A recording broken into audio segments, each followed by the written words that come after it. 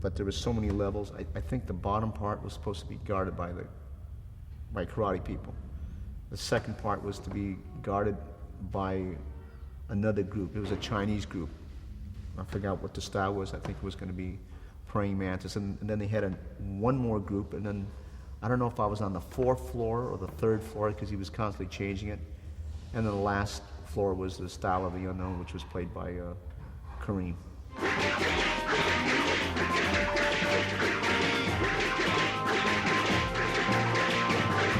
I liked it because it was new for me, and I wasn't into film work, and I've never worked in that atmosphere before, so I enjoyed it very, very much.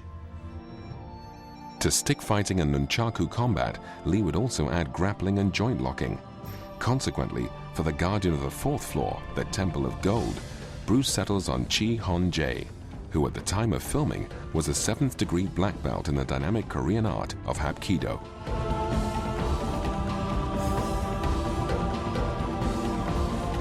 For the uppermost level of the pagoda, the floor of the unknown, Bruce decides to showcase yet another of his students, LA Lakers basketball sensation, Abdul Kareem Jabbar. Unlike the previous masters, Kareem fights with an unknown style, symbolizing the highest level of the martial arts.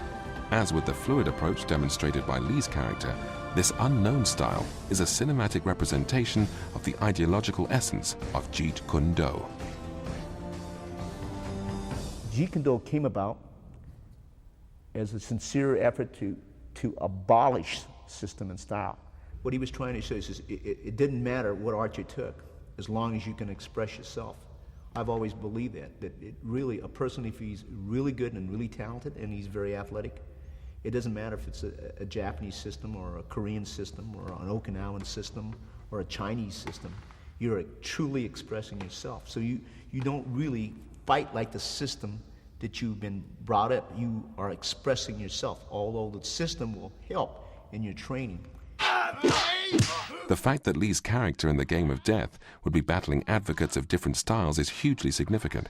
He's asking the audience to consider not only the merits of each particular style, but in a broader and more fundamental sense, to evaluate the validity of style itself. Now, with key members of his cast in place, Lee is able to compose 3 groundbreaking fight sequences, which are both fluid, dynamic, and rich in symbolic subtext. As a cinematic representation of his art, it is undoubtedly his finest work. According to Bruce Lee's teachings, when evaluating new experiences, you should look inside and listen to your own true feelings. Your own truths may change with each new experience, but if you never reappraise your values, you could be refusing to acknowledge the benefits that can stimulate change, growth, and improvement. Fundamentally, Lee states, "Your truth is not my truth, and my truth is not your truth." It's our responsibility to create and leave that impression upon those around us so that they can be better involved and better people themselves because of what Bruce taught us. In the light of the international acclaim which would have come to Bruce Lee after the astounding commercial success of Enter the Dragon, it is not possible to fully understand in which direction he would have taken the partially completed Game of Death rushes. Bruce clearly stated his desire to return to the project in his diary on the day of July 20th, 1973. What started out as a labor of love may have come under external commercial pressures. We will never know for sure. What is clear is Bruce's intention to educate as well as entertain. Of one thing we can be certain: the finished motion picture would have glistened with the electric vitality and dynamic physical precision for which his work is famous all over the world.